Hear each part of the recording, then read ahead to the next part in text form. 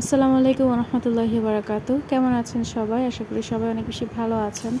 আমি আলহামদুলিল্লাহ ভালো আছি। আজকে আপনাদের জন্য আরও একটা রেসিপি নিয়ে চলে আসলাম। তবে এটা খাওয়ার জন্য নয়, মাথায় দেওয়ার জন্য। তো চলুন এটা রেসিপিটা দেখে আসি। এটা রান্না করার জন্য কি কি লাগছে সেটা প্রথমে দেখিয়ে দিচ্ছি। প্রথম উপকরণ নেওয়ার জন্য হচ্ছে ছাদে চলে এসেছি। এখানে যে এত অ্যালোভেরা গাছ দেখছেন সবগুলো কিন্তু আমার না, অন্য একটা ছোট বোনের গাছ।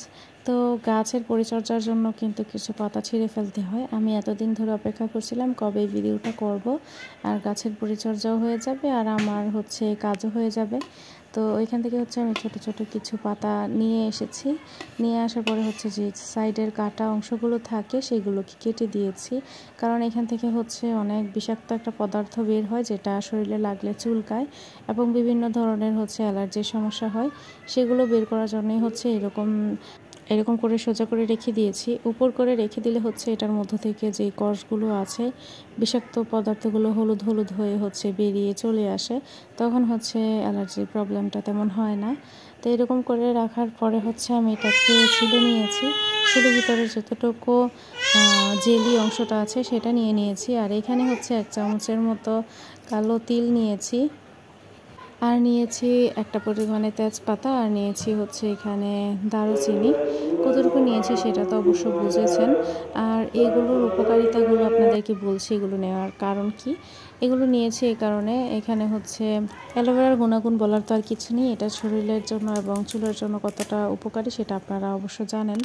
দারুচিনি এটা নেওয়ার কারণ হচ্ছিল চুল ঝরা, খুশকি ইত্যাদি যেই সাধারণত সমস্যায় আমরা ভুগি, চুলের গোড়া মজবুত করা ইত্যাদি কাজে হচ্ছে ব্যবহৃত হয়। আমি উপরে হচ্ছে এটার একটা স্ক্রিনশট দিয়ে দিব।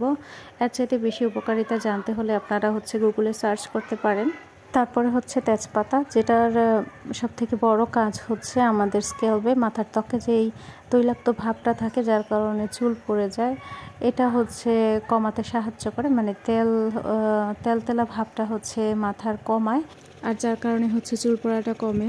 তারপর আসছে কালো তিল। কালো তিল হচ্ছে আমাদের চুলের যে সাধারণ স্বাভাবিক রঙটা আছে সেটা ধরে রাখতে সাহায্য করে। আবারও বলছি, যে যে উপকারিতার কথাগুলো বললাম আমি কিন্তু উপরে লেখা দিয়ে দিব, তখন সেটা আপনারা পড়ে নিতে পারেন। এর থেকেও বেশি রিসার্চ করার হলে আপনারা গুগলে চলে যেতে পারেন, সেখানে গিয়ে হচ্ছে দেখে নিতে পারেন। তারপর আমি এখানে নিব হচ্ছে জবা গাছের পাতা, আপনারা চাইলে ফুলও নিতে পারেন। তো জবা গাছের পাতা এবং ফুলে অনেক রকমের উপকারিতা রয়েছে। তার মধ্য থেকে হচ্ছে রক্ত চলাচল বৃদ্ধি করে, চুলের গোড়া মজবুত করে ইত্যাদি আরও অনেক বেশি গুণাগুণ আছে, যেটা আপনারা দেখে নিতে পারেন। তো আমি এইরকম কিছু জিনিস নিয়েছি যেগুলো তেমন কোনো তীব্র ঘ্রাণ হয় না, তবে আমাদের চুলের জন্য উপকারী। তো চলুন রান্নাটা শুরু করি। আপনাদেরকে উপকারিতা বলতে বলতে কিন্তু আমি এখানে চুলাটা জ্বালিয়ে নিয়েছি। পাত্র গরম হয়ে গেলে এখন হচ্ছে মূল উপকরণ তেল। নারকেল তেল নিতে পারেন যে কোনো ধরনের। তো আমি হচ্ছে জুঁই নারকেল তেলটা নিয়েছি। এটার মধ্যে একটু স্মেল থাকে, ভালোই একটা জবা ফুলের ঘ্রাণ আসে। তো এটার কারণেই হচ্ছে আমার মশলাগুলোতে যতটুকুই ঘ্রাণ থাকুক না কেন, সেই ঘ্রাণটা হচ্ছে আর নাকে লাগবে না। তো এখান থেকে হচ্ছে অল্প পরিমাণে আমি তেল নিয়ে নিয়েছি, আপনারা আপনাদের পরিমাণ মতো তেল নিয়ে নেবেন।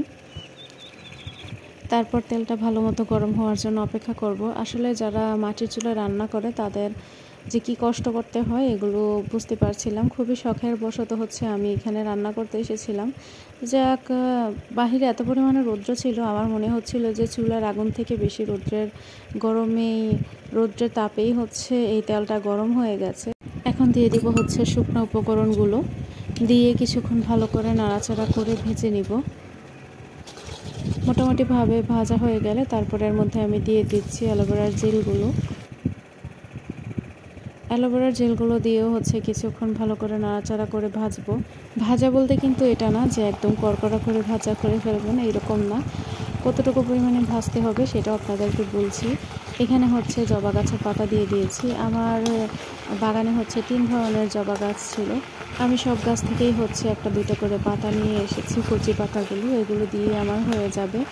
এই তো এগুলোকে এখন নাড়াচাড়া করে ভাজবো। এখন বলে দিচ্ছি এটা কতক্ষণ ধরে ভাজতে হবে। যতক্ষণ পর্যন্ত দেখবেন যে অ্যালোভেরার যে পানিটা আছে সেটা শুকিয়ে যাচ্ছে আর পাতাগুলো হচ্ছে মোটামুটি ভাজা হয়ে গেছে। পাতাগুলো কিন্তু একদম পুড়ে ফেলা যাবে না, একদম ডিসকালার করা যাবে না ভাজতে ভাজতে। হালকা একটু পরিমাণে ভাজা হয়ে গেছে, এইরকম অবস্থায় হচ্ছে উঠিয়ে ফেলতে হবে। তা আমার এখন হচ্ছে রান্নাবান্না শেষ, আমি রাত্রিগুলোকে গুছিয়ে রাখছি। এগুলো দিয়ে পরবর্তীতে আপনাদেরকে অন্য কোনো রেসিপি করে ইনশাল্লাহ দেখাবো। তো এগুলো হচ্ছে রৌদ্র দিয়ে এখন আমি এগুলোকে নিয়ে নিচে চলে যাব। নিচে যাওয়ার আগে ভালো মতো আলোতে আপনাদের দেখিয়ে দিই আমি কতটুকু ভেজে নিয়েছি। দেখতেই পাচ্ছেন অ্যালোভেরাটা কিন্তু একদম যে পোড়া পোড়া হয়েছে এরকমও না। তারপরে পাতাগুলো কিন্তু এখনও সবুজ কালার আছে, তবে ভাজা হয়েছে এই ধরনের। এতটুকু পরিমাণে হচ্ছে গরম করে তারপরে চুলাটাকে বন্ধ করে নেবেন। ফিরে আসছি তেলটা ঠান্ডা হওয়ার পর। এই তো দেখুন তেলটা ঠান্ডা হয়ে গেছে। ঠান্ডা বলতে সহনীয় মাত্রায় চলে এসেছে, হালকা কুসুম গরম আছে। এই পর্যায়ে কিন্তু আপনারা চাইলে আপনাদের মাথায় দিতে পারেন। হালকা কুসুম গরম তেল আমাদের চুলের জন্য অনেক বেশি উপকারী। আর হচ্ছে আমি এই ধরনের একটা বোতল রেখেছি, এটা একদম ঠান্ডা হয়ে গেলে তখন হচ্ছে এটার মধ্যে ঢুকিয়ে নিব।